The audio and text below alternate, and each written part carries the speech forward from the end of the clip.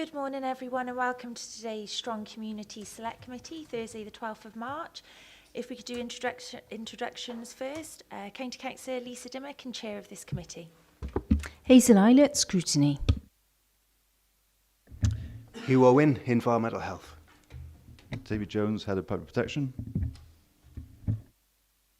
Anne Webb, I'm Vice Chair of this committee. Councillor Jeremy Trahan, Member for Overmorning Ward and Member of this committee. Linda Guppy, Rodgett, Councillor for Rodgett and Member of this committee. Morning. Councillor Val Smith, Lambadic Ward, Member of this committee. Tony Easton, Due Sword, Caldecott, Member of the committee. Councillor Dimitri Petruni. Thank you. And we've had apologies from David Dovey. Linda, can you try turning your mic off again? There you go, thank you. Declarations of interest as and when. There's no members of the public, so we'll move on to item 4, Public Spaces Protection Order for Dog Controls, and I will hand over to David Jones. Thank you, Chair. What I'll do is I'll just do the intros to the purpose of the report, and then Hugh will go through the detail. Also, we'll come back to the recommendations. But if I just touch on Section 2, obviously covers the stages, so I might look a bit odd, but if I just explain the purpose, what officers are proposing is initially a public consultation to see what public opinion is within the county to potentially introduce public space protection orders for dog controls. So that would be the first stage of the process, and that would generally take 3 months. So then that leads on to stage 2, where we'd actually have then a draft public space protection order, which will be informed obviously by that public consultation. So we expect, if members support the proposal, is to bring that back probably before the summer recess in July. The third stage then would be to go back out. Sounds a bit laborious, but obviously we would then go with the draft public space protection order back out for consultation to see what needs changing, etc. There'll probably be more comments on something that has been put together at that stage, as I say, informed by the initial public consultation.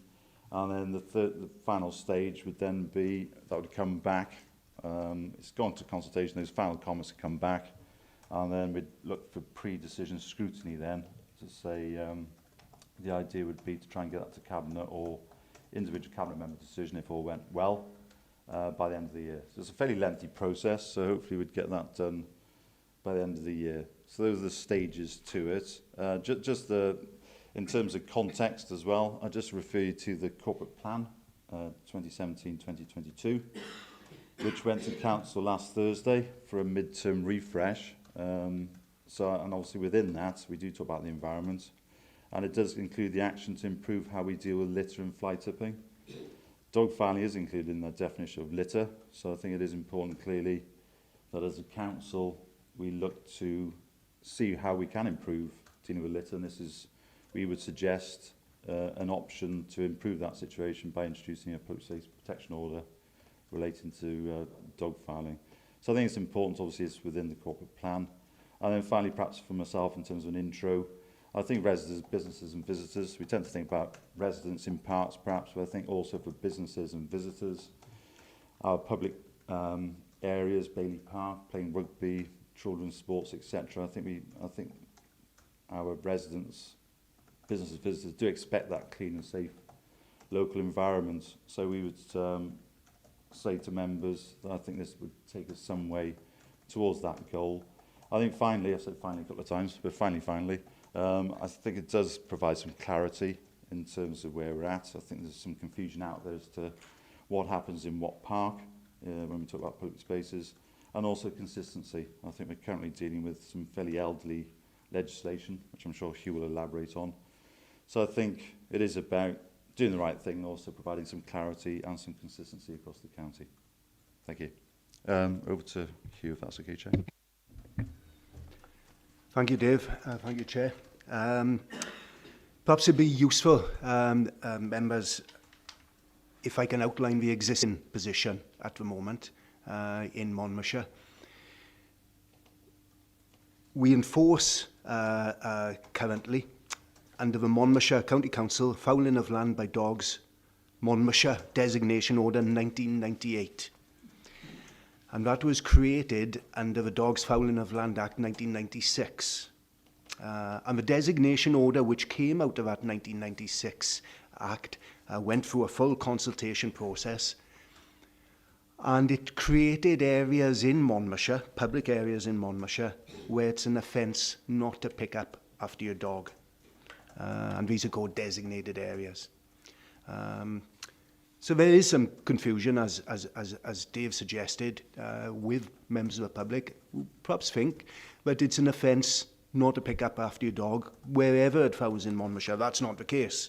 It's only an offence currently if it fouls certain designated areas, which were covered under the designation order from 1998. Now, it is fair to say that that designation order covers the majority of areas that we would be concerned about with regards to fouling. It covers your urban areas, your play areas, playgrounds, schools, etc. But that's about as far as the legislation goes in Monmouthshire at this current moment in time. And what we've been focusing on, certainly the last 5 or 6 years, is to encourage behaviour change and to make not picking up the dog mess antisocial and socially unacceptable. And we've had quite a bit of success in doing that. We created the Give Dog Fouling the Red card working group.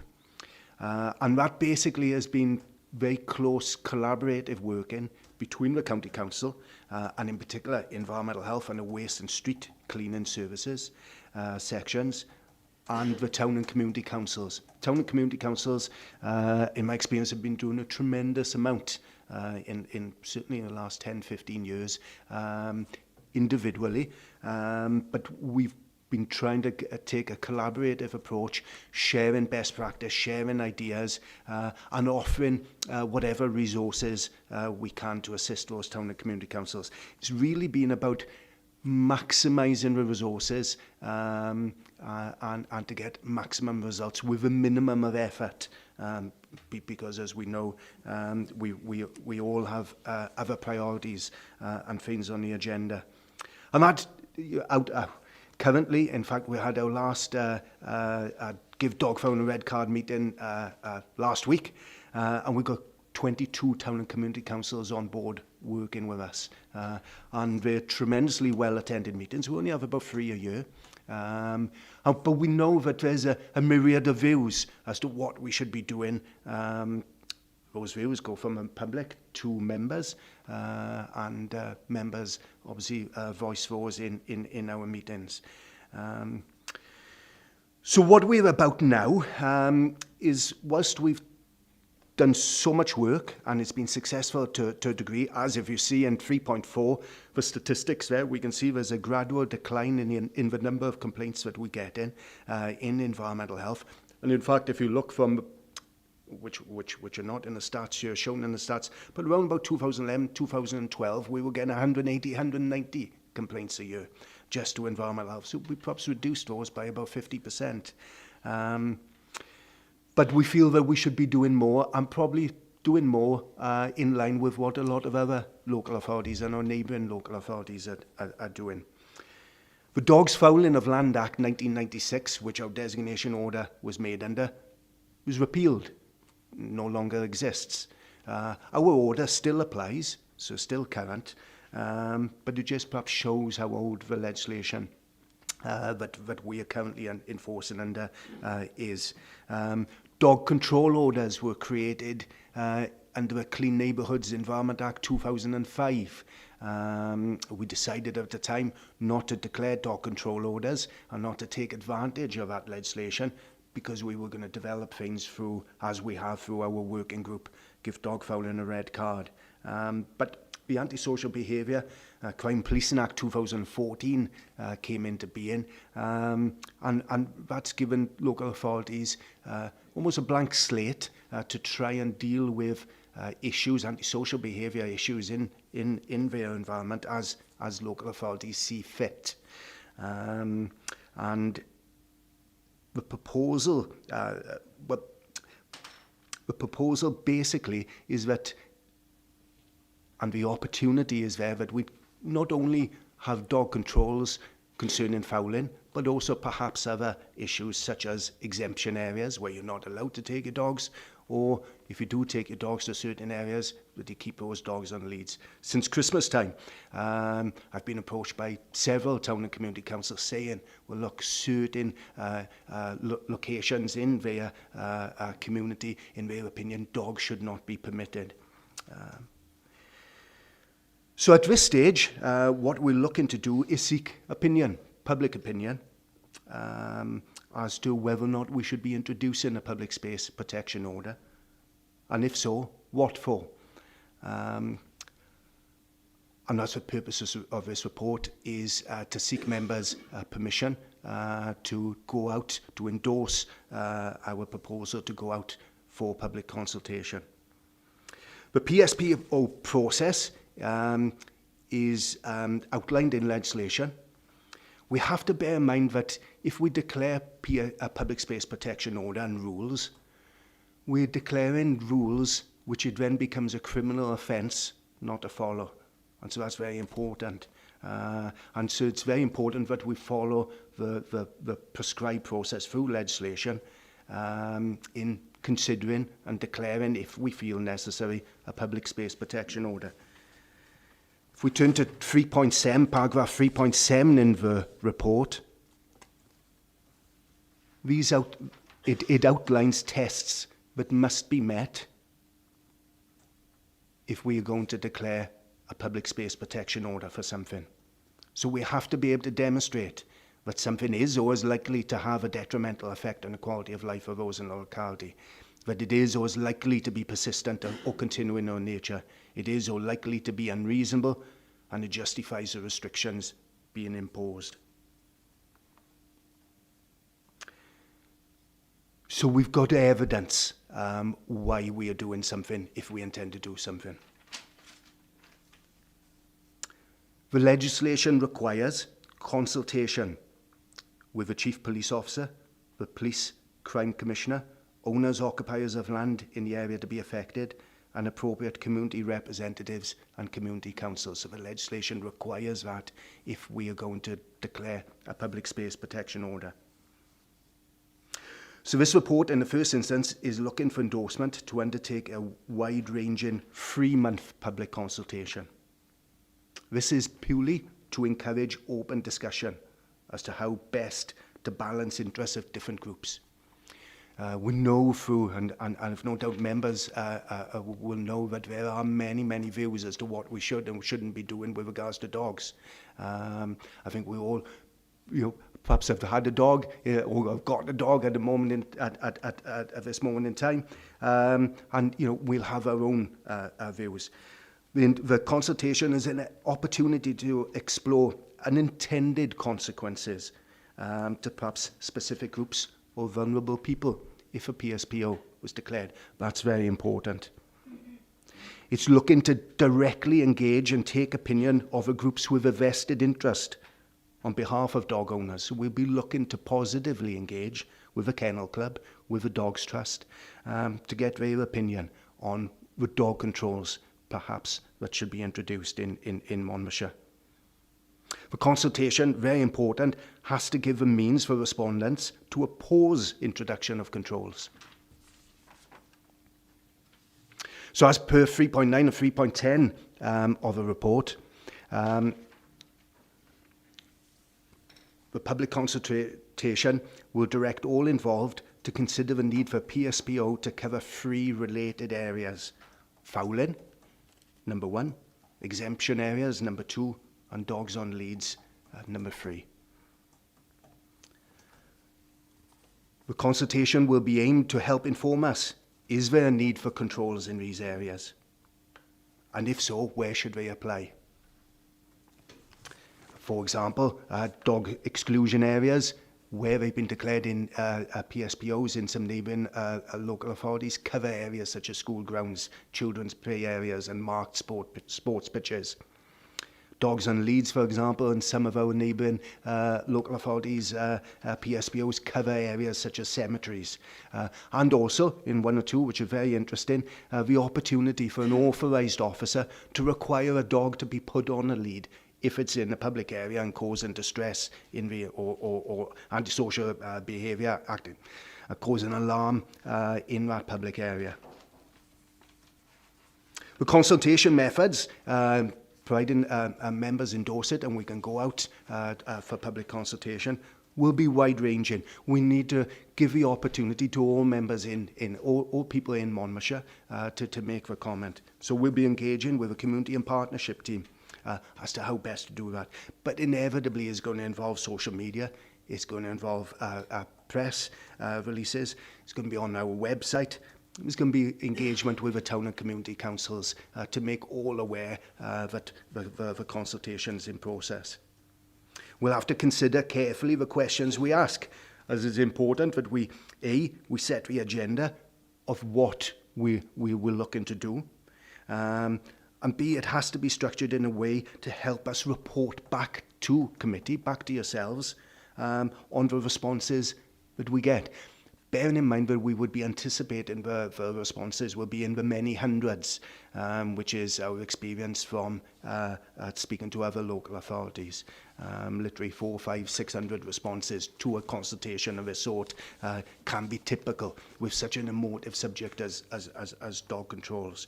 So the consultation has got to be structured, the questions structured in such a way that it helps us report back to yourselves. We're hoping to start it end of April for a 3-month period.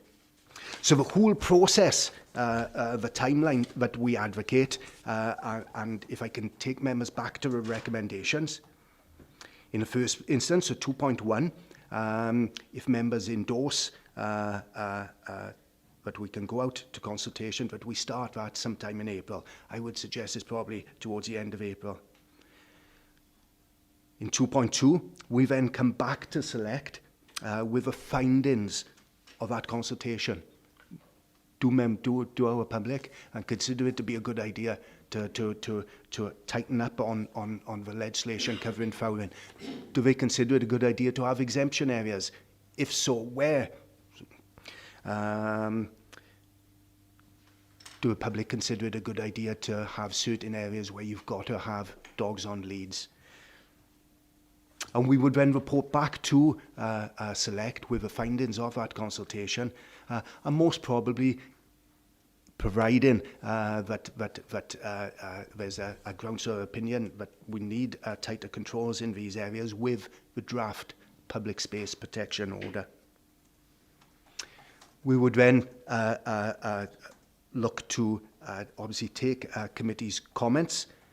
And in 2.3, we would then have to go back out to public consultation with a draft public space protection order. So we'll have said to the public, well, great, we've taken your opinion, we've taken on board your views through the consultation number 1. Here's the public space protection order that we propose. And that will be the draft public space protection order, and that will again seek any additional comments or give the public opportunity to make further comments. We'll then look to come back and make a third report back to committee to enable final pre-decision scrutiny on the final public space protection order before it either goes to Cabinet or individual Cabinet member for approval. Just a few last points. I promised Dave I would only speak for 5-10 minutes, so few additional points from which I would like to make. It's very important that the good work that the Give Dog Fouling a Red Card working group has done continues. I'm pretty convinced, and certainly speaking to other local authorities, I know experience from things like drink driving and smoking in public areas, that we only really get, we're only successful in driving change if we can make something antisocial, if we can raise awareness that something's unacceptable, as opposed to just the local authority enforcing everything and having, going down those lines. So there's a number of tools in our bag that we can engage and deliver that change. Just going through this public space protection order process itself helps raise awareness with members of the public that they really should be picking up after their dogs, that they should be careful where they take their dogs when they are walking. So it's really important that the work of a red card group continues in my opinion, and help develop the local peer pressure that we need so that people pick up. Thank you, Hugh and David. I'll hand over to members now with comments. Councillor Eason, then Councillor Petruni. Thank you, Chair. Thank you for the reports from 1998, which is fairly comprehensive. Okay, that was 22 years ago and it needs updating, and I think I would like to see other areas which have been incorporated into play areas since then added to this report. Birkbeck Park, which I've raised with you myself, about dog signs saying no dogs allowed, which they can take dogs in if they like. Castroggy Park, Denny View, and possibly King George playing fields, if that can be included within it, although it's a town council trustee responsibility. I'm not quite sure where that will go. So can we, as councillors across Monmouthshire, give you the information of areas that they want included in this particular order, and then, as you say, take it forward in terms of consultation.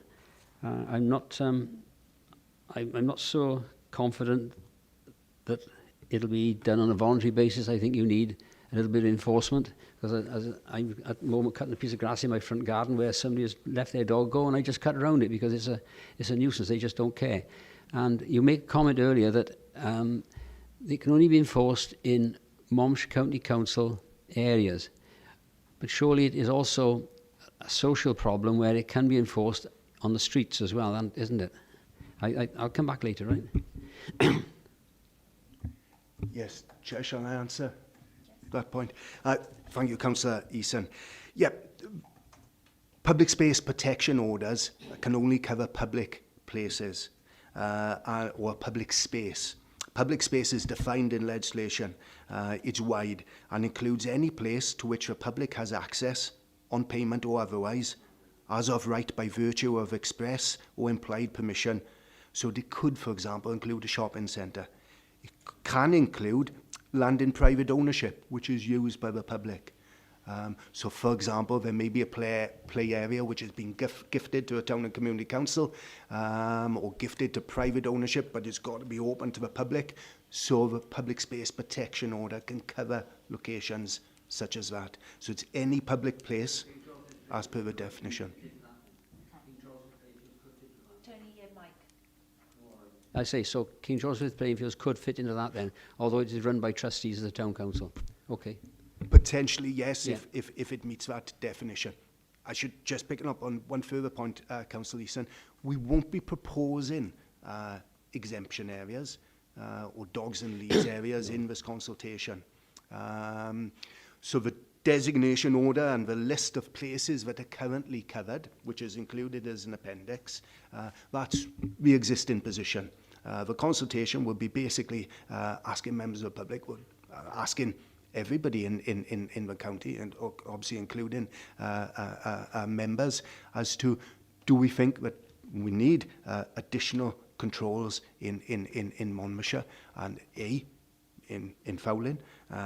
So, for example, to cover all public places, B, exemption areas, and C, dogs on lead. We won't be proposing areas as part of the consultation, but obviously that's an opportunity, which I'm expecting, for members and residents to either say no they don't, or yes they do, and if so, where do they propose such exemption areas to be?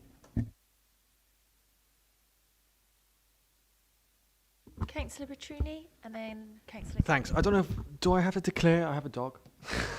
I don't know, because it would affect me. As Is that a thing? Do I have to fill out a form?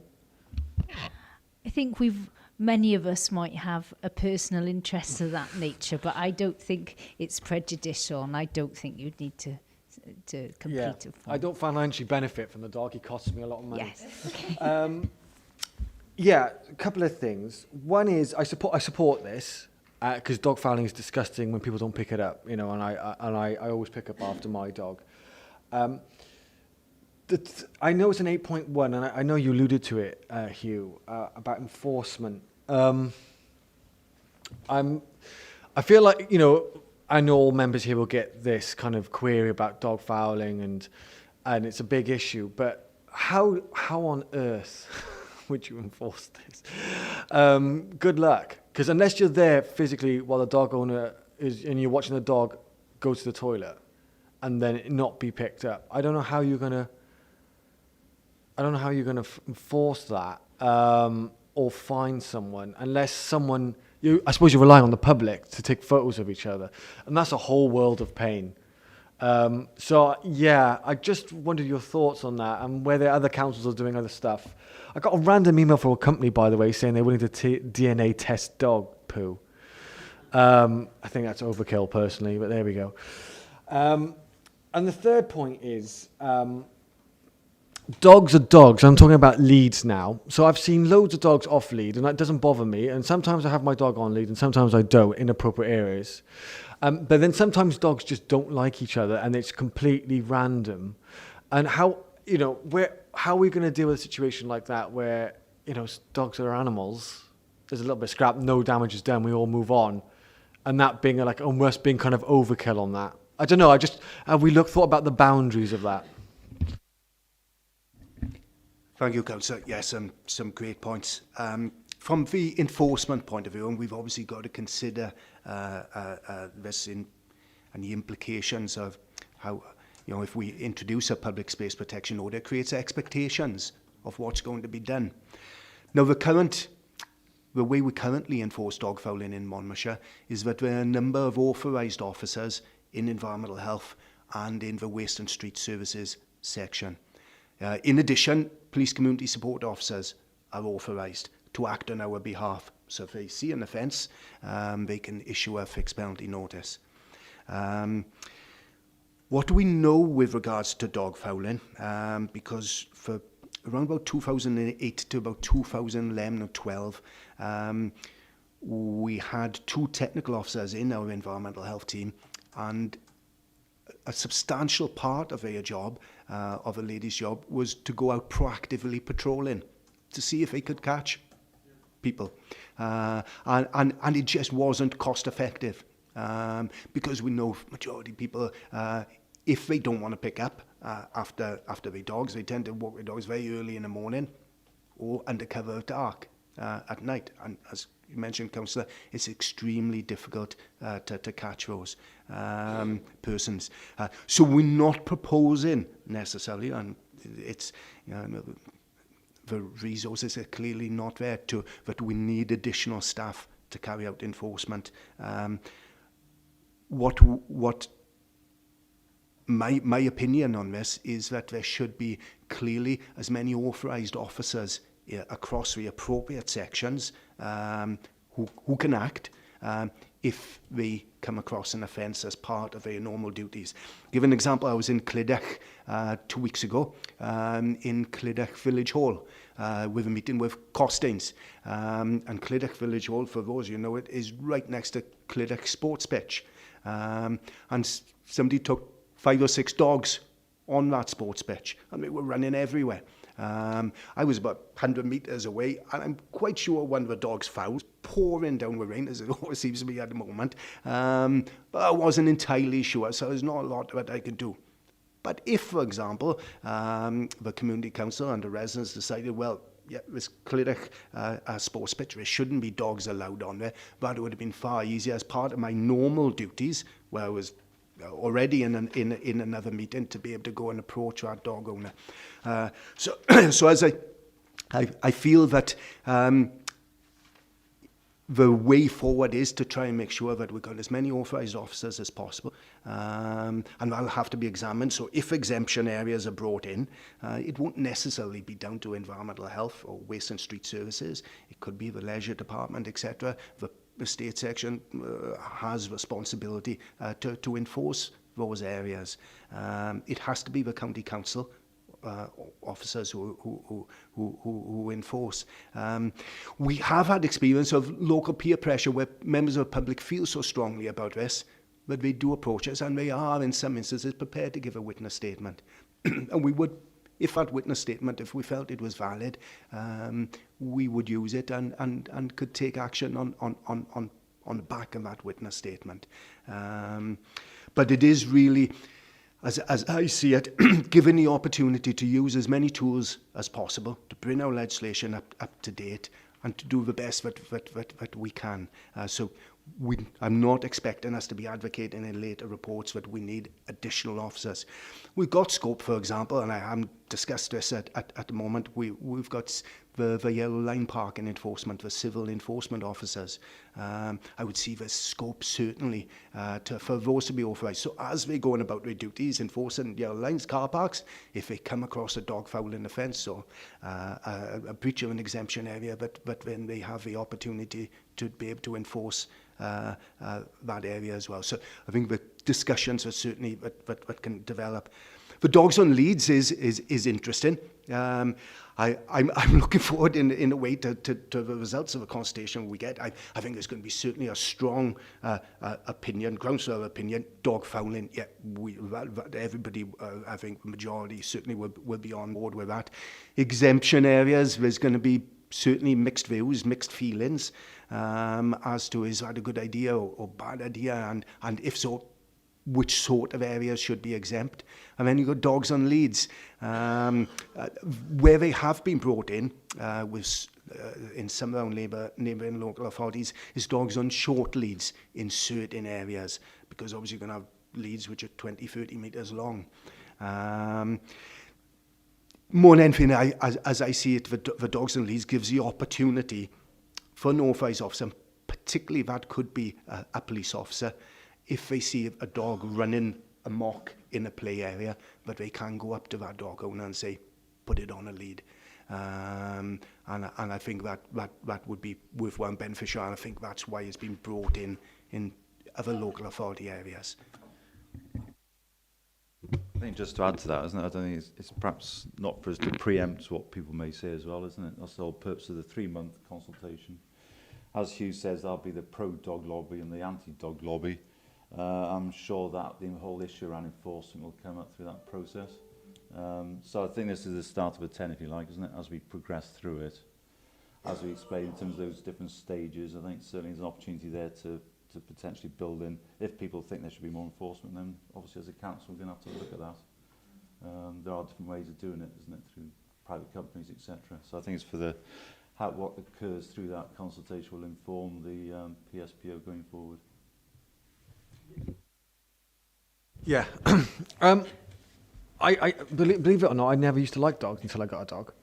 That sounds a bizarre statement, isn't it? But so I can come from both perspectives, and so I'm just wondering, it's important to strike the balance, isn't it? Because you will get the really people who hate dogs and don't want dogs anywhere near them, and then you get the people who just want them to roam free. And I hope we find the balance. We don't want to be a dog police state, do we? With like private companies roaming around looking for.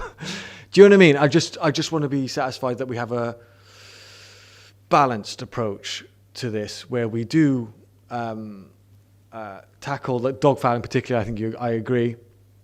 But you know, my dog's been in a scrap once or twice, and he's not normally like that. But then I've seen it other dogs, and it's scary. But they are animals, and I'm just wondering. I just trying to find that. How do we find that in amongst those consultations, which are going to be quite, like you said, emotive, and kind of really forceful and quite exaggerated, I think, is how do we traverse that to find the middle ground, as it were. That was all I was trying to look for, rather than be swayed by one lobby or the other. I think that the whole thing about balance is absolutely key, isn't it? I think the one I'm more familiar with would be Bailey Park, Abergavenny. So you have a Granny Rugby Club on there, you've got small children, so the sports club are going to say ban all dogs. Then you can have those ones that are running, so very public space, those familiar with Bailey Park, where people are throwing balls across the rugby pitch, and it's it's a big site. And it is about seeing what the public think about that, and I think it is all about balance. I think the key thing, and Hugh spoke about expectations, it's not going to be, Bailey Park's going to be 100% sterile, because the clubs themselves are going to have to take responsibility. They're still going to have to check for moles and dog fouling before kick-off. I mean, this isn't the panacea to sort it all out, but I think it is all about balance.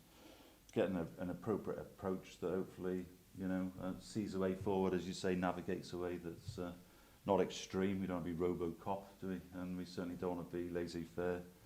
Do what you want. It's very much about hitting the balance. Councillor Guppy? Thank you, and thanks for bringing this report, because I think it's going to open a can of worms. And Dimitri brought up about how we're going to enforce it. To date, how many tickets are the PCSOs or our officers that have given? Have we got any information on that? So that's one question. With the consultation, are we going to give some information about how it can be enforced?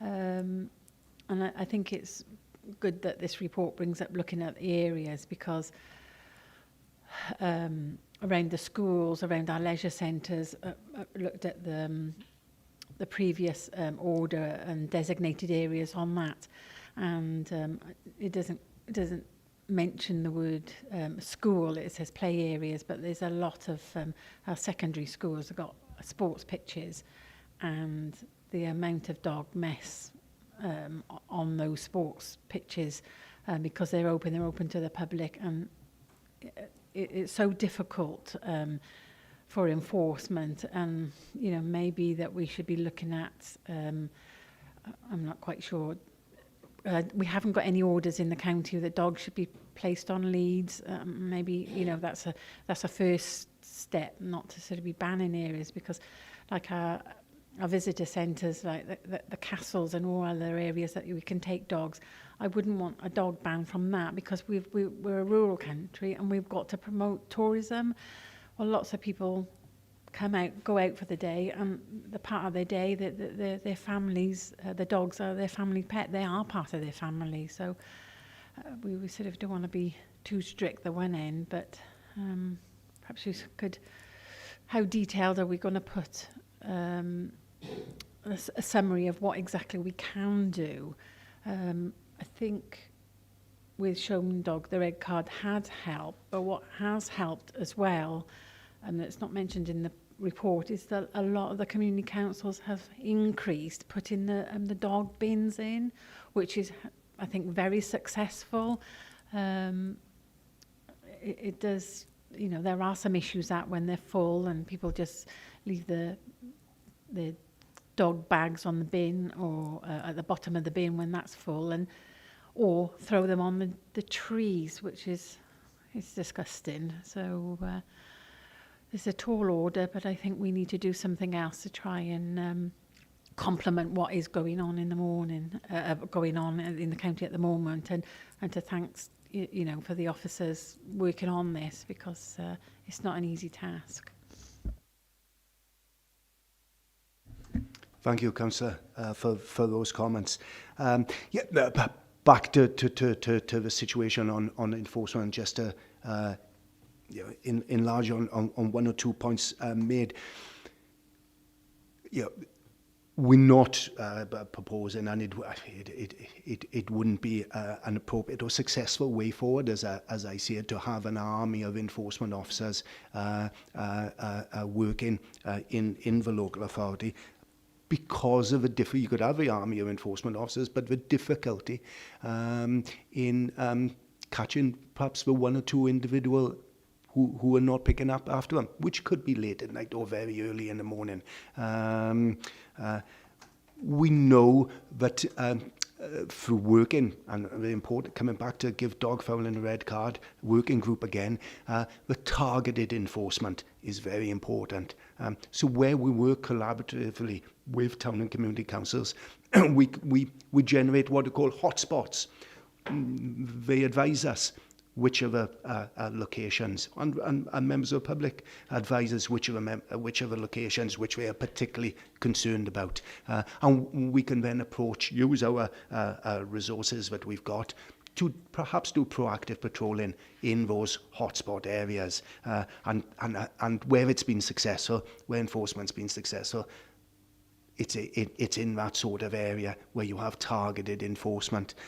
As to regards now, the number of fixed penalty notices are very low because we don't have any proactive patrolling, again, from officers. So in my team, I got 6 officers, including myself, and as you know from other reports that we've done to select committee, we cover a myriad of situations, whether housing enforcement, air quality, contaminated land, etc., etc. But a public space protection order, if it's introduced, it was thought a good idea by those who visit and work and live in Monmouthshire, will give the opportunity to set out what the council's expectations are for dog controls in these areas, whether or not it's concerning dog fouling or exemption areas or dogs on leads. And at least then sets the baseline and will enable, in my opinion, targeted enforcement to be effective.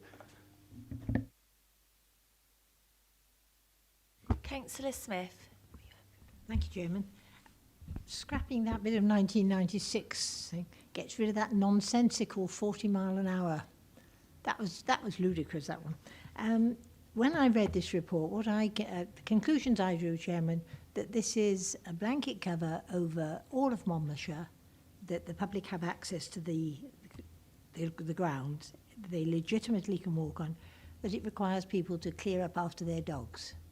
And that the additional bits being there will be areas such as school grounds, children's play areas, where dogs will be excluded, and then other areas where dogs are required to be on land. But basically, it's giving control over all public land across Monmouthshire. No. Thanks, Valerie. No, that's not what the report is entirely about.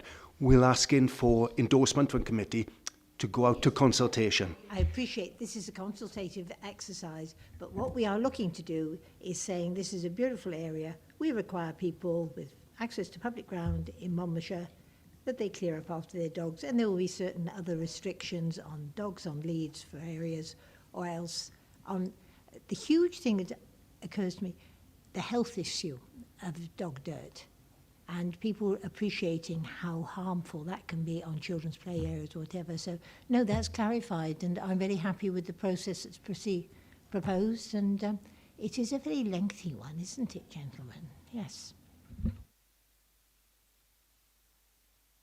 Thank you. Councillor Webb. For this report, really interesting, thank you. I think your idea about officers looking out for different things, for instance, the yellow lining situation, and also for dogs, could be extended to potholes and all sorts of things, couldn't it really, Hugh? But anyway, we leave that. Also, I think it's appropriate for me to mention that Tintern business community have adopted a Tintern dog-friendly village. So I think it's interesting for you to know that. So Tintern is now a dog-friendly village. I didn't know if you knew this, and they put stickers in most of the businesses that are going to adopt dogs coming into their premises. Thank you. Just as long as they're not in the kitchens, eh?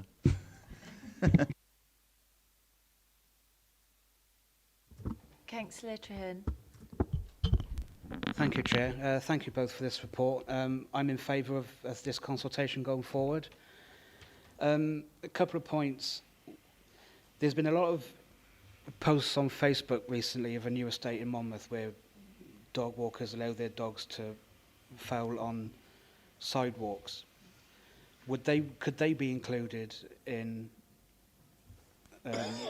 designated areas of protection areas, so like round estates and things like that? and also footpaths that lead into town. And also, because enforcement could be a little bit thin, if you like, for want of a better phrase, could we not increase the fines so when people see what the fine could be, they think, oh, I'm not going to get caught because there's no one here, but when I do get caught, it's going to bite, because I don't think £100 is going to bite so much. So if we could increase the fines so it would hurt if they get caught, I think that might be a good idea. Thank you. Thank you, Councillor. Yes, it would be proposed that the fouling covers all public spaces as per the definition set in the legislation. So the public have access to an area, so a street, but yeah, that would be covered. And the vast majority of PSPOs introduced by local authorities in Wales have their fouling covering public spaces. As to regards to the fines, and I guess obviously we'll be interested to see the comments that we get back in through the consultation that we'll have to take on board. The existing fine level for breach of a public space protection order in Monmouthshire, and we've already got some, for example, dealing with alcohol in certain areas and then covering antisocial behaviour in car parks. That was set by Cabinet back a year, 2 years ago. But obviously, if there's a groundswell opinion again through the consultation, then possibly we've got to look at that again. What I would say is that the public space protection order creates a criminal offence. We don't have to give a fixed penalty notice. You know, we could go straight to court and prosecute somebody in court. But generally, what the opportunity to discharge a liability for the offence is seen as most effective to give a fixed penalty notice in the first instance. Let's come back on that. So would the PSPO cover unadopted land? Some of the detail which is going to come out will have to be considered as we go in through the process. I'm quite sure there's going to be lots of areas suggested which the exemption or dogs on leads or fouling should cover, and we're going to have to look at the detail of that. But the definition, as I said, of public space is included in the legislation, so we may have to get some legal interpretation in one or two areas. Are there any further questions from members? No? So, thank you. Sorry, Councillor Guppy. The consultation, there's lots of, maybe I should declare an interest, but I was just thinking about dog groomers and kennels and things like that. Are you going to include their views? That's all as part of the consultation. Thank you, Councillor. Yeah, the whole aim of a consultation and reason why it's, you know, we outlined such a lengthy process is to take on board as many comments as we possibly can. So one point I haven't made, which is an important point, is that if a PSPO is declared, that is open to appeal. So it can be appealed by persons who object against it, go to a high court, or it can be open to judicial review. And there's certainly been some local authorities, for example, which have considered introducing exemption areas in certain locations, which have been threatened with judicial review, and they've had to reconsider their position. So we are certainly looking to take on board comments from everybody who works, who live, and who visit Monmouthshire, and positively engage with the groups who have got a vested interest on behalf of dog owners. So that's going to be the Dogs Trust, the Kennels Club. And no doubt our professional dog walkers in the county, the vets, etc., they will have you know, the consultation is going to be so wide-reaching, I'm quite sure it's going to be brought to their attention and they'll have the opportunity to comment. One part of a consultation obviously we'll be given a fair amount of thought to how that consultation looks. We don't want a consultation to be pages and pages and pages, because, well, we don't want it to be unattractive to people to complete.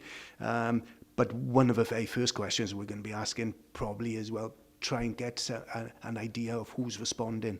Do they live in Monmouthshire? Have they got a dog? Do they visit in? Have they got a vested interest? Are they a vet, dog groomer, professional walker, and that sort of thing? So it'll be important to report that sort of information back in our next report to committee. Chairman, sorry. The Fire Authority have now got a dog again.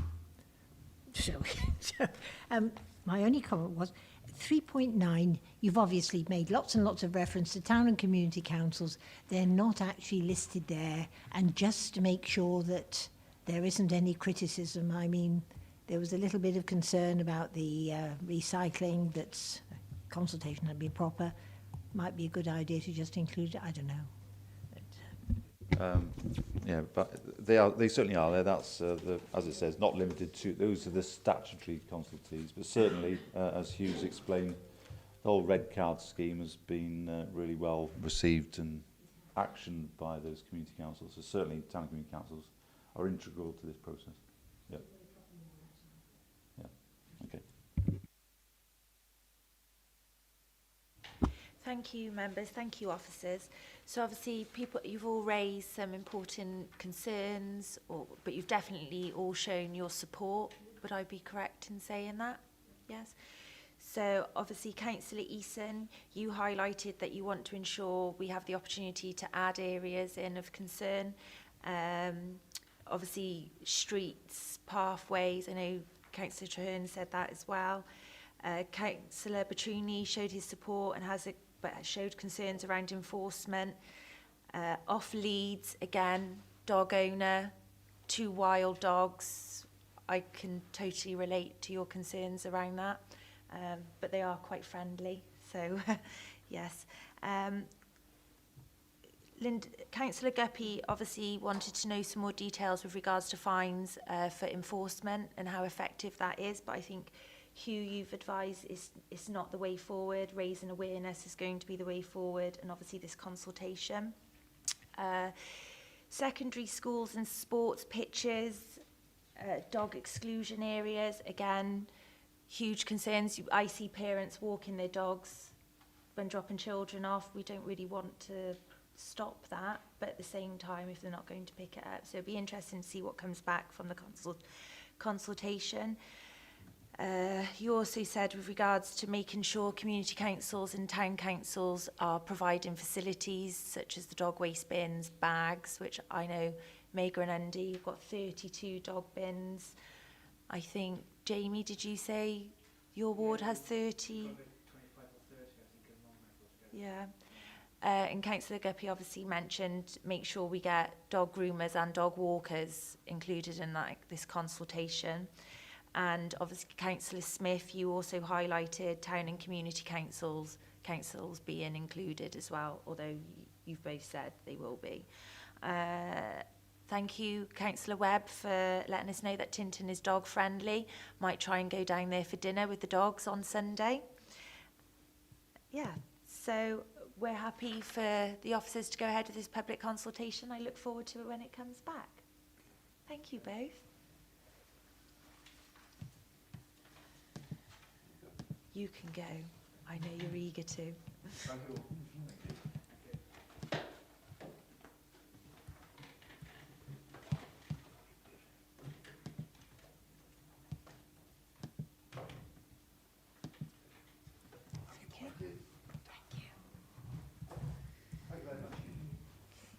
So we'll now move on to item 5 to confirm minutes of previous meetings. So we've got the 23rd of January. Is someone able to confirm they're happy with those? And a seconder? Tony and Val? And the 24th of February? Are there any comments? Val, thank you. We'll now move on to Strong Communities Forward Work Programme, and I'll hand you over to Hazel for that. Yes, apologies for the fact that your meeting is lighter than usual on the agenda today. That was deliberate. Some members are attending some scrutiny training this afternoon in Caerphilly, so it was to allow them time to get there. We have a request to scrutinise car parking proposals, and this is not a one-off report. This is going to involve several meetings, and the proposal is that we have a workshop on the 30th of March, which we will scrutinise jointly with Economy and Development Select, but all members are invited to that workshop.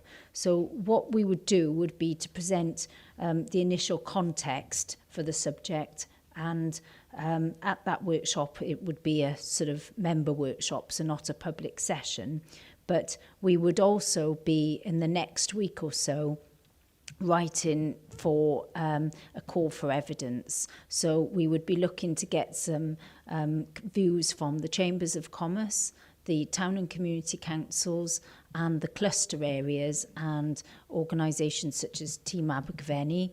And then we would like to call a special joint select meeting, hopefully sort of the end of April, beginning of May, where we would enable all of those organisations to present their views and to talk to us.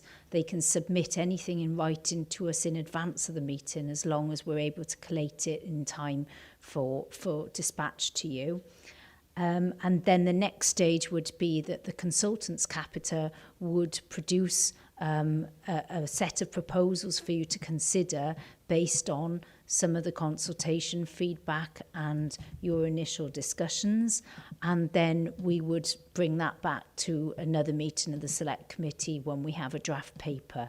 So it's not a short process, but we feel it spans more than one Select Committee, and we'd like to involve all members in that. And we feel that it's really necessary to have a good consultation and engagement with the public, and certainly the Chambers of Trade and the relevant organisations there. So if you're agreeable to that, you'll have a workshop on the 30th of March. You'll see it's, I don't know when you print it, whether it's highlighted in orange for you. On my screen it is, so those are workshops.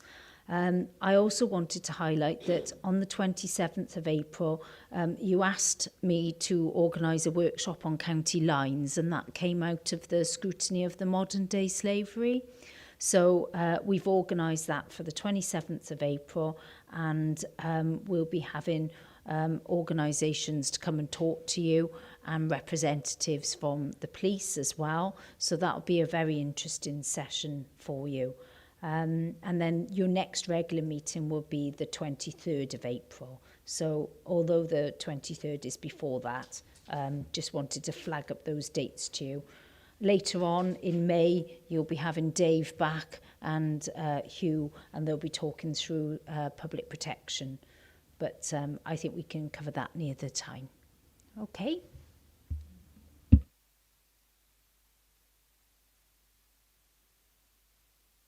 Councillor Eason, did you?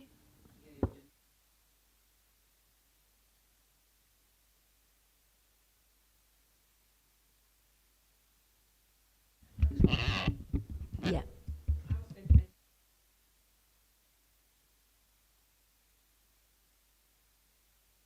I was going to, with Councillor Smith, if we perhaps and the Cabinet member could perhaps, with inclusion with Jan, could perhaps revisit the toilets that but that's, as you say, it's quite a while ahead yet. Councillor. Yeah, that's certainly something I can pass to Dave, and I can ask him to get in touch with you. I'm sure he'll welcome that. I'm sure he'll welcome that, and also with the Cabinet member, that would be very helpful. Okay. Well, Chairman, we need to have some clear thinking. It's looking at the facilities that we've got now, but really saying, is this appropriate as we move through this century? You know, are we just plugging holes all the time? So that's that, yeah. The other thing I could mention as well, I committed to a bit of homework, which I have been doing, and I could give to you within the next, well, if somebody will sit and neatly type for me, it'll make a bit more sense on burials and it's actually proving very interesting because it opens up a whole lot of questions. So yes, I have been doing my homework. Thank you, Councillor Smith. Members' secretaries can do that for you. If you want to.